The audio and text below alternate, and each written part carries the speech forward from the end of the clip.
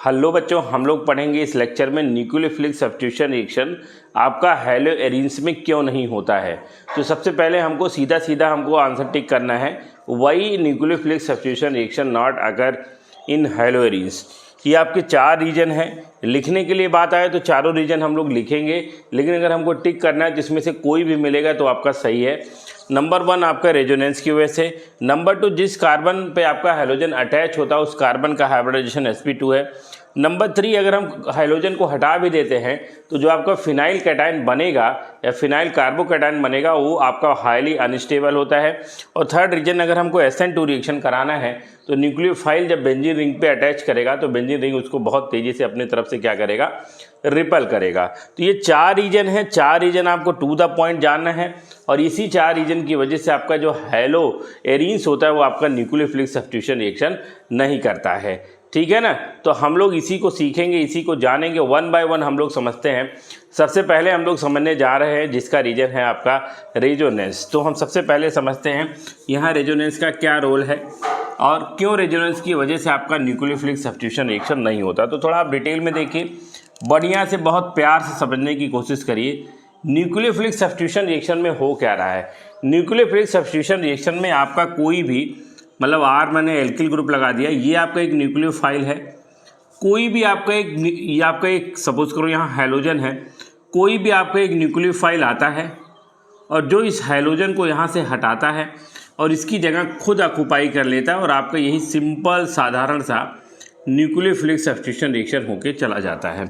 But hello arenes में ऐसा क्यों नहीं होता है। आप देखिए, अगर ये हैलोजन यहाँ जा रहा है तो आपका ये जो कार्बन होगा, जो हैलोजन होगा, इसमें आपका सिंपल इंडक्टिव इफेक्ट लग रहा होगा, जिसमें आपका जो हैलोजन है यहाँ आपका एक इलेक्ट्रॉन विड्रॉइंग ग्रुप का काम कर रहा है, जो इलेक्ट्रॉन को विड्रॉ कर ले रहा है, जिसकी वजह से इसके ऊपर प्लस चार्ज डेवलप हो रहा होगा पार्शियल या कंप्लीटली, और जिसकी वजह से न्यूक्लियोफाइल यहाँ अटैच होकर आपका सिंपल देखिए क्या है। फिर से बताता हूँ आपका, जब हम यहाँ एलिफेटिक लेते हैं तो ये जो कार्बन है और जो हैलोजन है इनके बीच में ज़बरदस्त इलेक्ट्रोनेगेटिविटी का डिफरेंस तो है ही है, और हैलोजन यहाँ एक इलेक्ट्रॉन विड्रॉइंग ग्रुप की तरह काम करता है। यहाँ कोई रेजोनेंस वाली बात नहीं है। तो यहाँ आपका एक पार्शियल चार्ज डेवलप होगा जहाँ इस कार्बन पे प्लस आएगा और हैलोजन पे नेगेटिव आएगा। तो हैलोजन यहाँ से चला जाएगा और वो न्यूक्लियोफाइल उसकी जगह को क्या कर लेगा, ऑक्युपाई कर लेगा और सिंपल आपका न्यूक्लियोफिलिक सब्स्टिट्यूशन रिएक्शन हो जाता है। बट अगर हम किसी भी हैलो एरिन्स की बात करेंगे तो ये आपका एक हैलो एरिन्स है। आप देख सकते हैं ये जो हैलो एरिन्स है जिस कार्बन से आपका जुड़ा हुआ है, इस कार्बन की बात समझें, जिस कार्बन से आपका ये हैलोजन जुड़ा हुआ है इस कार्बन पे पार्शियल डबल बॉन्ड का कैरेक्टर है। सबसे पहली बात, इस कार्बन को ध्यान से देखिए, इस कार्बन पे पार्शियल डबल बॉन्ड का कैरेक्टर है और यहाँ आपका एक कॉन्जुगेशन में, ये जो हैलोजन है कॉन्जुगेशन में जा रहा है, जबकि ये जो हैलोजन है यहाँ कोई कॉन्जुगेशन जैसी बात नहीं है। ये हैलोजन कार्बन से इलेक्ट्रॉन ले रहा है, जबकि ये हैलोजन कार्बन को इलेक्ट्रॉन क्या करेगा, देगा। कॉन्जुगेशन की वजह से आपको एक रेजोनेंस बनेगा, जिसकी वजह से आप देख सकते हैं ये आपका इलेक्ट्रॉन इधर जाएगा और ये आपका फाइनली इलेक्ट्रॉन यहाँ चला जाएगा, जिसकी वजह से आपका पहला रेजोनेटिंग स्ट्रक्चर बनेगा। यहाँ आपके लोन पर इलेक्ट्रॉन आ जाएंगे, यहाँ डबल बॉन्ड हो जाएगा और यहाँ आपका एक पॉजिटिव चार्ज डेवलप हो जाएगा। और आप देख सकते हैं यहाँ आपका कुछ इस तरह से बनने वाला है। आप देख लीजिए, कुछ इस तरह से कहानी होगी। यहाँ आपका डबल बॉन्ड हो जाएगा और क्लोरीन पे आ जाएगा आपका plus charge, and this is the resonating structure. तो जिस हैलोजन को जाना चाहिए था न्यूक्लियोफिलिक सब्स्टिट्यूशन के लिए, वो हैलोजन न्यूक्लियोफिलिक सब्स्टिट्यूशन रिएक्शन में जाने की बजाय कार्बन के साथ कॉन्जुगेशन में आकर एक रेजोनेटिंग स्ट्रक्चर का क्या करता है, फॉर्मेशन करता है और बताता है कि मैं न्यूक्लियोफिलिक सब्स्टिट्यूशन रिएक्शन नहीं करूंगा। हाँ, अगर मुझसे कुछ कराना है तो वो करा लो आप इलेक्ट्रोफिलिक सब्स्टिट्यूशन रिएक्शन, क्योंकि मेरी वजह से इस आर्थो पोजिशन पे, मेरी वजह से इस पैरा पोजिशन पे, मेरी वजह से इस आर्थो पोजिशन पे आपका इलेक्ट्रॉन डेंसिटी बढ़ेगी, जिसकी वजह से आप किसी प्लस चार्ज वाले को बुला सकते हो, लेकिन माइनस वाले को तो मैं अपने दूर तक भटकने नहीं दूंगा, क्योंकि मैं खुद ही इस बेंजीन रिंग को इलेक्ट्रॉन डेंस बना रहा हूँ, इसको इलेक्ट्रॉन दे रहा हूँ, जिससे इसकी इलेक्ट्रॉन डेंसिटी इंक्रीज कर जा रही। आओ ना न्यूक्लियोफाइल, तुम भी न्यूक्लियस लविंग, मैं भी न्यूक्लियस लविंग, अब आओ कैसे मुकाबला होगा, रिपल्सन होने लगेगा। तो यहाँ आपका कहानी हो गई है रेजोनेंस की। आगे और रेजोनेंस बनाते हैं, ये आपका lone pair, single bond, double bond, 1 2 का 3 करेंगे और आपका यहाँ रेजोनेटिंग स्ट्रक्चर बन के क्या हो जाएगा, तैयार हो जाएगा। ये नेक्स्ट रेजोनेटिंग स्ट्रक्चर है, this is the next resonating structure. आप यहाँ सी पे क्लोरीन पे प्लस चार्ज, फिर lone pair, single bond, double bond, फिर से रेजोनेंट बन जाएगा। ये तीसरा रेजोनेटिंग स्ट्रक्चर बन के क्या हो जाएगा, तैयार हो जाएगा। तो आप देख सकते हैं कि क्लोरीन आपका लिविंग ग्रुप की तरह बिल्कुल भी काम नहीं कर रहा है। क्लोरीन बिल्कुल भी यहाँ से जाना नहीं चाह रहा है। तो अगर जाना नहीं चाह रहा है रेजोनेंस की वजह से, पार्शियल डबल बॉन्ड करेक्टर की वजह से, कॉन्जुगेशन की वजह से, तो आपका कभी भी कोई भी न्यूक्लियोफाइल इस हैलोजन को हटाना मुश्किल ही नहीं, नामुमकिन समझेगा। तो इसको हम किसी भी ज़िंदगी में कभी भी हटा नहीं सकते। जबकि एलिफैटिक में कोई ऐसी बात नहीं है, बट एरोमेटिक में ऐसा है। एलिफैटिक में कोई कॉन्जुगेशन नहीं, कोई रेजोनेंस नहीं, कोई भागम भाग नहीं, कोई पार्शियल डबल बॉन्ड करेक्टर नहीं, बट आपका एरोमेटिक में ऐसी कहानी हो रही जिसकी वजह से हम किसी भी हैलोजन को बहुत आसानी से डबल बॉन्ड कंटेनिंग कार्बन से हटा नहीं सकते हैं, स्पेशली जहां आपका रेजोनेंस या कॉन्जुगेशन जैसी बात हो रही हो। तो अब एक पहला रीजन हो गया जिसको हम लोग कहते हैं, this is the first reason due to resonance and conjugation, या हम कह सकते हैं due to partial double bond character की वजह से हैलोजन आपका यहाँ लिविंग ग्रुप नहीं है, हैलोजन आपका यहाँ इलेक्ट्रॉन डोनेटिंग ग्रुप की तरह क्या कर रहा है, काम कर रहा है। तो आप इसको इस तरह से देख सकते हो। तो दूसरा रीजन हम लोग के आते हैं जहाँ आपको एक्सप्लेन करा जाएगा हाइब्रिडाइजेशन। तो देखिए बेटा, सेकेंड रीजन है हाइब्रिडाइजेशन से। हाइब्रिडाइजेशन क्या रोल प्ले करता है आपका न्यूक्लियोफिलिक सब्स्टिट्यूशन में। तो आप देखिए, आपको पहले प्रीवियस लेक्चर में बताया गया होगा परसेंटेज ऑफ एस करेक्टर, जितना ज़्यादा एस करेक्टर होगा उतनी ज़्यादा आपकी होगी इलेक्ट्रोनेगेटिविटी। जितनी ज़्यादा इलेक्ट्रोनेगेटिविटी होगी उतनी ज़्यादा टेंडेंसी होगी अट्रैक्ट करने की शेयर्ड पेयर इलेक्ट्रॉन की। अब आपके पास हैलो एल्केन है, आप देख लीजिए, यहाँ मैं हैलो एल्केन रखता हूँ और यहाँ जो हैलो एल्केन है, जो आप हैलो एल्केन का ये जो कार्बन है, ये जो कार्बन है और आपका जो हैलोजन है, कार्बन और हैलोजन में जो कार्बन है इसका जो हाइब्रिडाइजेशन है वो आपका sp3 है।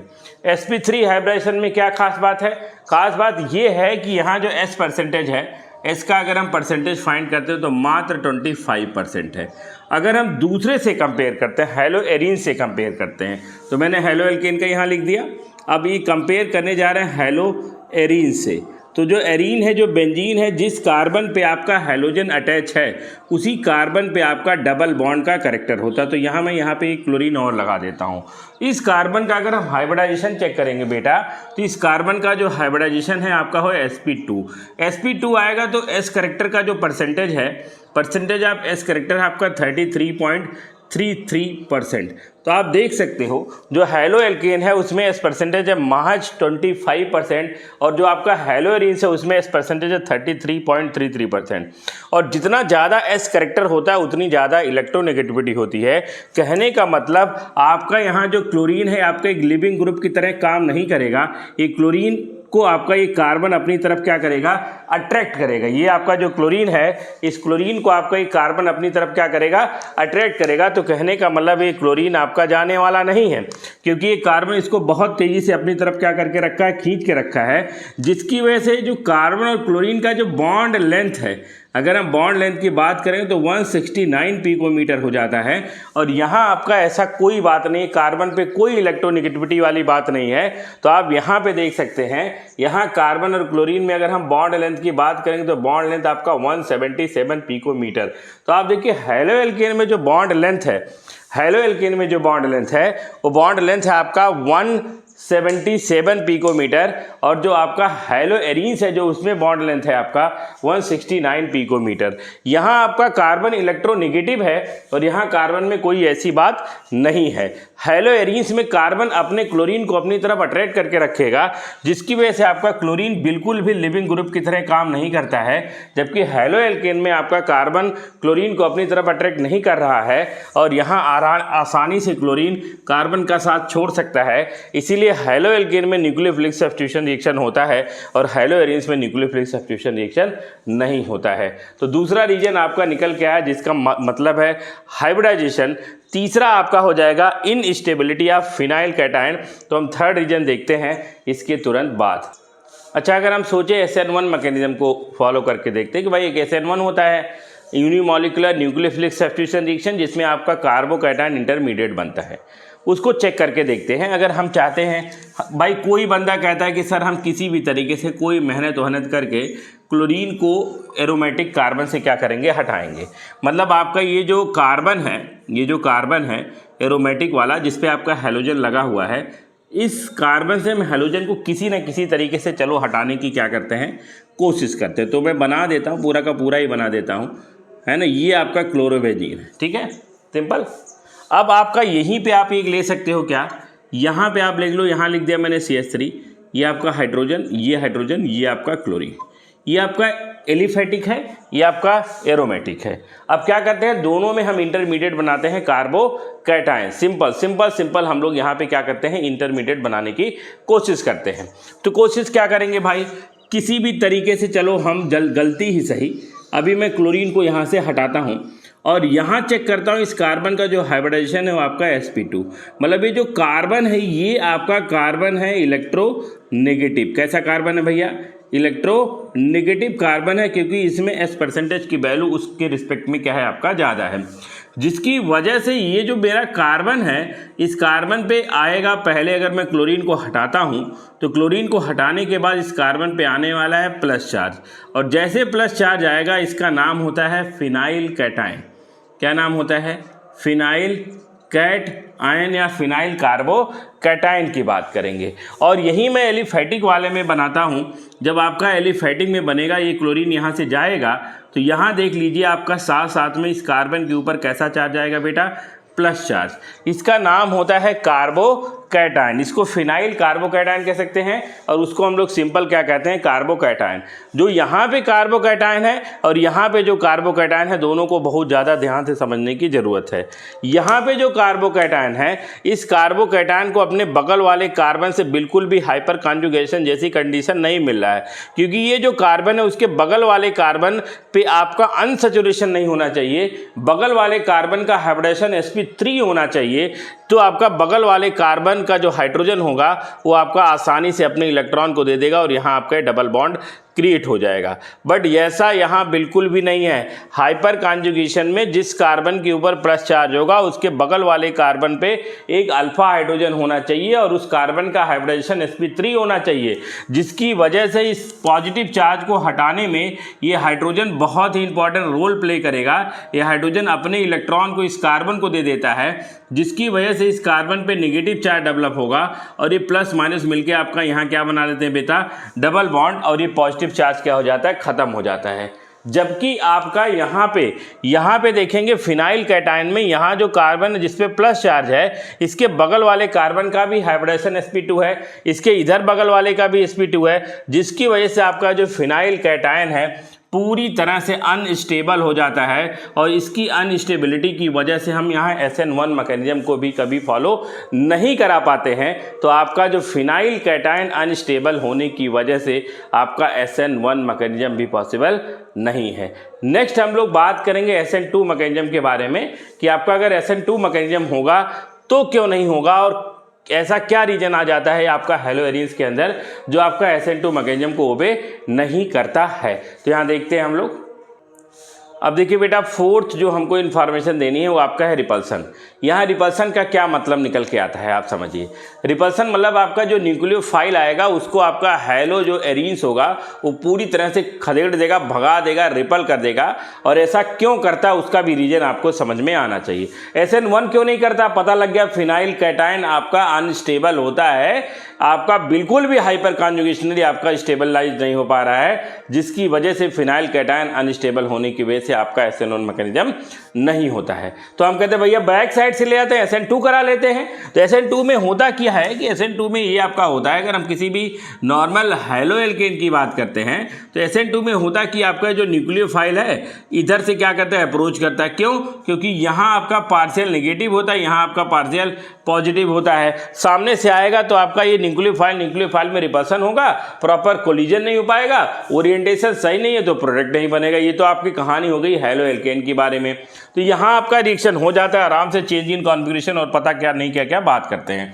लेकिन अगर हम यहाँ इस कार्बन की बात करेंगे, सपोज करो आप ऐसे ही बना दो, ये जो आपका कार्बन है ये कार्बन आपका हैलो एरीन्स वाला कार्बन है। यहाँ देखिए ये जो क्लोरीन है अपने इलेक्ट्रॉन को दे रहा है इधर को। क्यों दे रहा है? क्योंकि यहाँ रेजोनेंस हो रहा है। ओवरऑल अगर हम बेंजीन की बात करें तो बेंजीन की इलेक्ट्रॉन डेंसिटी क्या हो रही है आपकी, इंक्रीज कर जा रही है। तो आपका जो बेंजीन है उसकी इलेक्ट्रॉन डेंसिटी बहुत ज़्यादा इंक्रीज कर जा रही है, क्योंकि आपका halogen ortho and para directing group होता है। ऑर्थो पे भी नेगेटिव चार्ज ला रहा है, पैरा पे भी ला रहा है, तो यहाँ नेगेटिव आ जा रहा है, यहाँ नेगेटिव आ जा रहा है, यहाँ नेगेटिव आ रहा है, जिसकी वजह से आपका जो बेंजीन रिंग है इसकी इलेक्ट्रॉन डेंसिटी बहुत ज़्यादा हो जा रही है।